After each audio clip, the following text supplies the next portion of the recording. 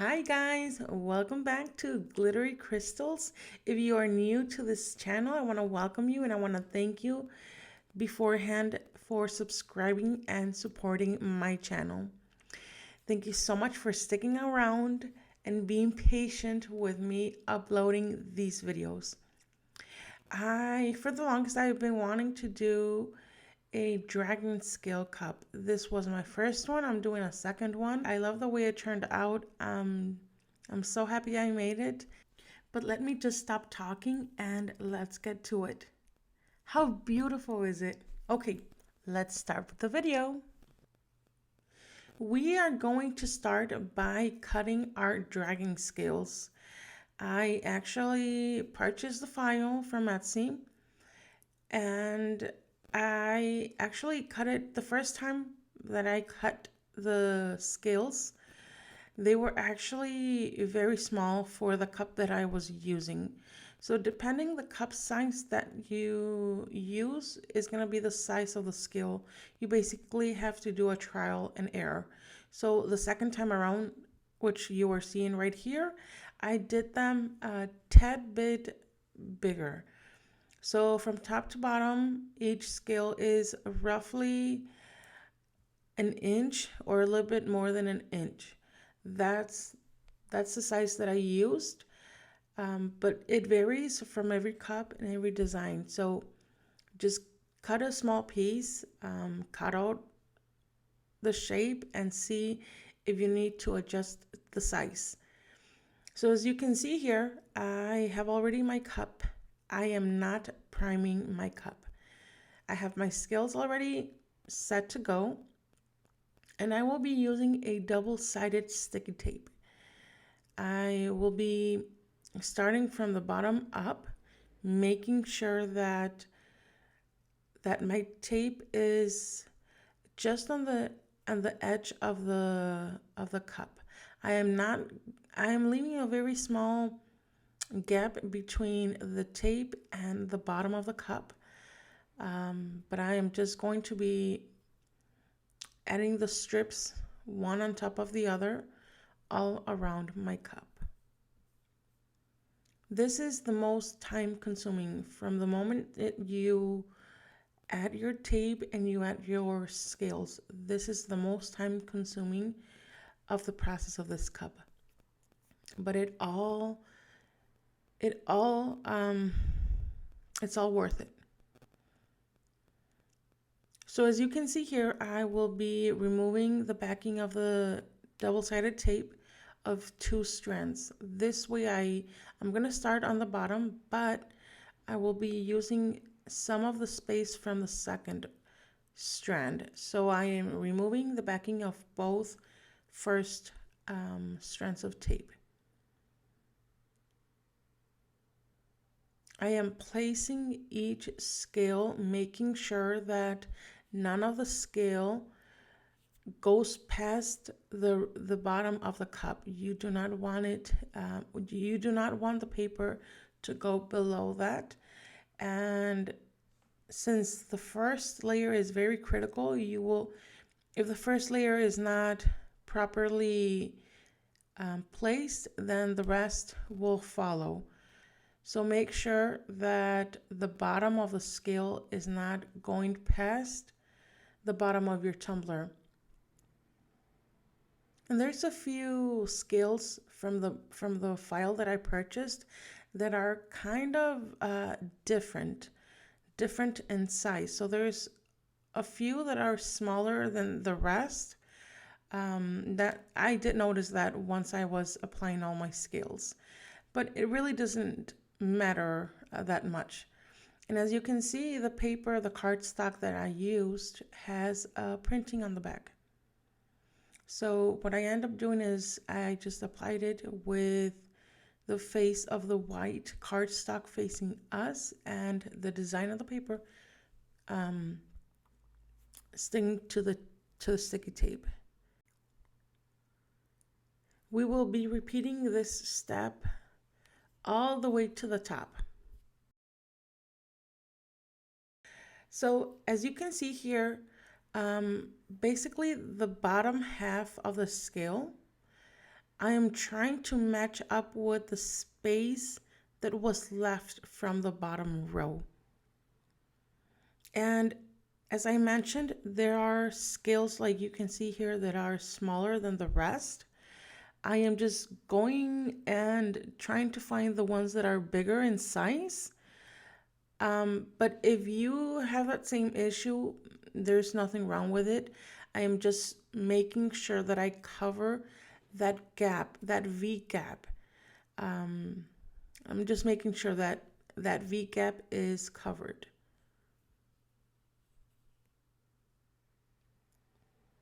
And as you can see here, there's another wrong scale.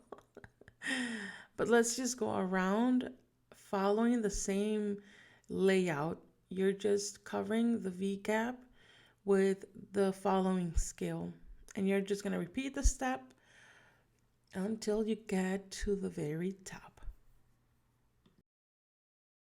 So right here we got to the very top of the cup. I am adding the last layer just to make sure that there's no space left uncovered. Part of the scale is going to show on the top. Do not worry, we will take care of that part once we are done adding the scales to the rest of the cup. This design is very forgiving. There are a few areas where I kind of misplaced the scale, but you can't tell just by seeing the cup. So before I do anything else, I am going to press firmly, making sure that every scale is very secure. So now with my scissors, I am just going to trim that excess layer of cardstock, just going around. And as you can see, I'm still leaving a small layer of cardstock. I'm going to go around again and making sure that none of that cardstock is peeking through. I am using this flat black primer spray paint. This is the only one I had in hand. You can use any texture black spray paint. So what I did is the middle section of my tumbler, I spray painted it black, and then I went with a white spray paint to ombre the top and the bottom of the cup. Once the spray paint was fully dried, I am going to use my tack it method to apply my cameo pigment, my Chameleon pigment. You can find this pigment on our website. I am in love with this pigment. A little goes a long way. It comes in a small jar, a very small jar with 4 grams. But those 4 grams can easily, depending on the size of the tumbler, but it can easily cover between 4 and 6 cups fully, like I'm doing right here. But it varies. It so much varies with the way that you apply your Chameleon pigment and the amount that you use. But I wished I would have weighed the pigment before I used it, so you can see that it used such a small amount. So what I am doing here is that I am just going straight with the tack it glue. I am not diluting it with water. I almost never dilute my tack it glue. I just go straight from the bottle to the piece where I need it. This part was very challenging due to the fact that this part was white, and it was very hard for me to see which part had the glue. It's very important for you to cover the entire cup with the tack it, because if it does not have that glue, the Chameleon pigment will not stick to it. I am also going in between every little crevice, making sure that the entire cup is full with this tack it. Now, at this point, my cup is fully dried. It only took 10 to 15 minutes to fully dry the entire cup. As you can see here, this very small amount of Chameleon pigment covered almost the entire cup. I only needed just a small amount at the end, and you will see how much this small amount of powder covers. I am using a different dry brush to apply it. And I'm just going to go back and forth applying this chameleon pigment.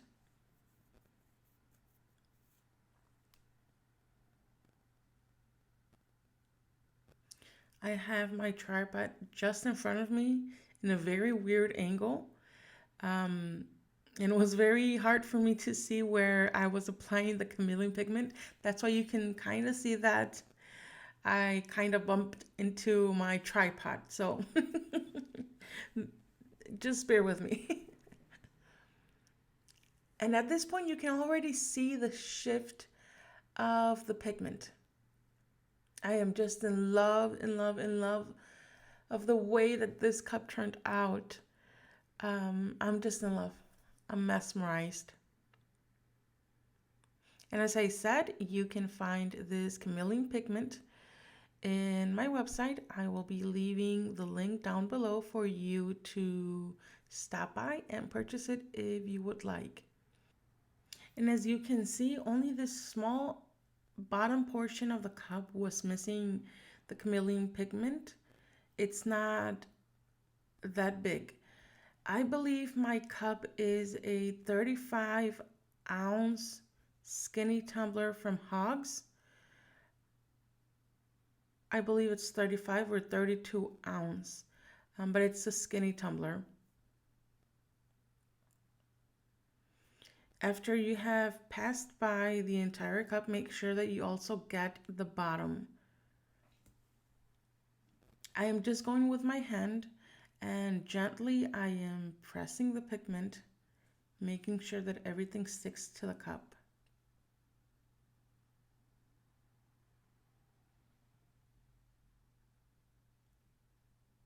Look at this color shift. If you love the way it looks, wait till you see it with the epoxy. The epoxy just makes the shimmer stand out so much better. At this point, I was noticing that the camera was not capturing the beauty, so I ended up turning off one of the lights so you can kind of see how beautiful it is. Hi guys, I just wanted to take a quick second to thank you for subscribing. If you are not subscribed, please join our group. I have a variety of videos and there are more coming up. Thank you so much. I'm grateful for all of you, and let's get back to the video. Once I have completely covered the entire cup, I am going to add 2 coats of this clear glass enamel just to make sure that I have my pigment very well sealed.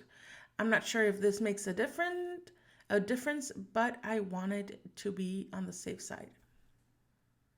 So as you can see, just by applying the epoxy, it makes it stand out so much more. It makes it so much better. You can already see on the white side how this pigment is shifting its color, even if it's on a white surface. So we will work our way through the entire cup. This is the part where I should have noticed that some of the scales were lifted and they were not fully secure. So before you apply your clear coat, make sure all of the scales are well stuck down or patted down. If they're not, put more of your tacket glue or put some of an adhesive on the bottom of that scale and press it down firmly, making sure it's down before you continue sealing the cup. And as you can see, I did not do that step, and some of those scales were peeking through. They were very, it was a challenge to actually cover the entire scale that was lifted with epoxy, but I decided to continue. I was in between these 2 glitters to add to the edge: Pearl Chrome Flakes and Frozen Lake. I decided to go with Frozen Lake because, as you can see here, Pearl Chrome Flakes has this green tint to it, or green shift to it. And I just thought that Frozen Lake it matched beautifully with the colors of this Chameleon pigment.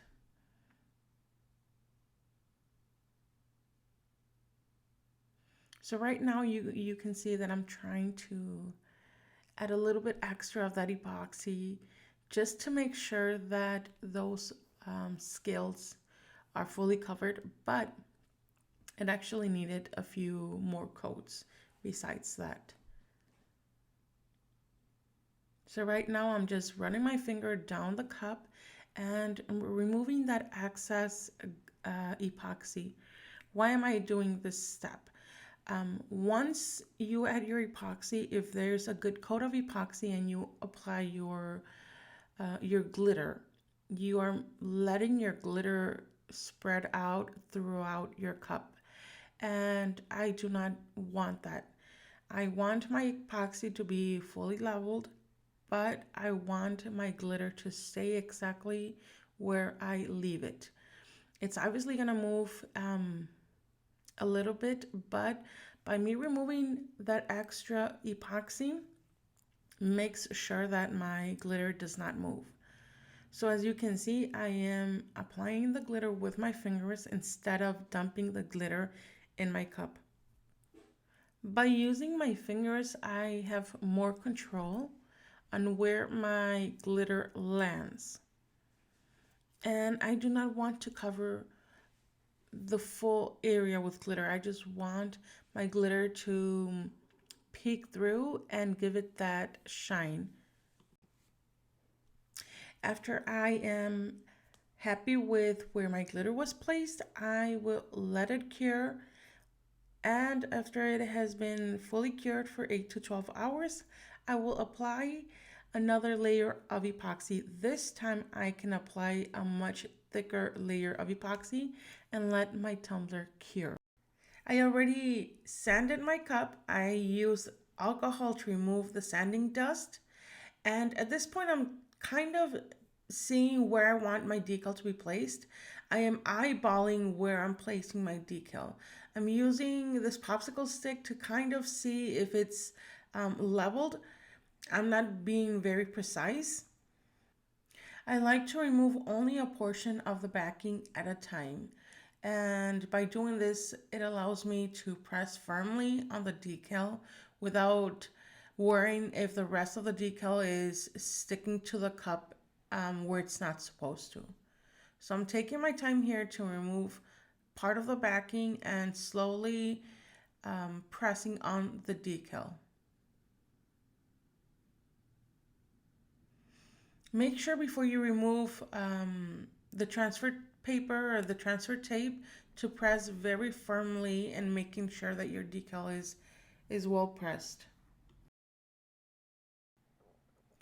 I will be using this quick coat from CC DIY to seal my decal. On previous tumblers, I have just applied the decal and epoxy right on top, but I have noticed that especially with this type of vinyl or holographic vinyl, it tends to lift from your cup. So I've had my fair share of experience, and now I seal my decal to prevent that lifting. Since I am using a very thin layer of the quick coat, it will take just a few minutes to dry. After it has dried, I will apply my epoxy. This is the last layer for this cup. And after I have epoxied the full cup, I always go back with a little bit more of the epoxy and just apply it where the decal is, just to make sure that the entire decal is fully covered with the epoxy. And I just run my fingers back and forth, making sure that the epoxy is well distributed and there is no lines or There's no there's no squiggly lines like you see here that I am applying. I'm applying that extra coat of epoxy just where the decal is. That's why I just rub my fingers back and forth to remove that texture. And once I'm satisfied with my epoxy, I use my heat gun or a torch. In this case, I use my heat gun. I just pass it back and forth to pop any bubbles, and I let my tumbler cure. After my tumbler has been cured, this is the end result. I am so happy. I'm in love with this cup. It's one of my top favorite. I know I love all my cups, but this in particular, I love the way it came out. It's so beautiful. Please let me know if you enjoyed watching this video. Thank you for subscribing. Thank you for all the love and all the subscriptions. I'm just so grateful to have all of you here in our channel. And as always, thank you so much for joining me today, and we will see you on our next video. Bye.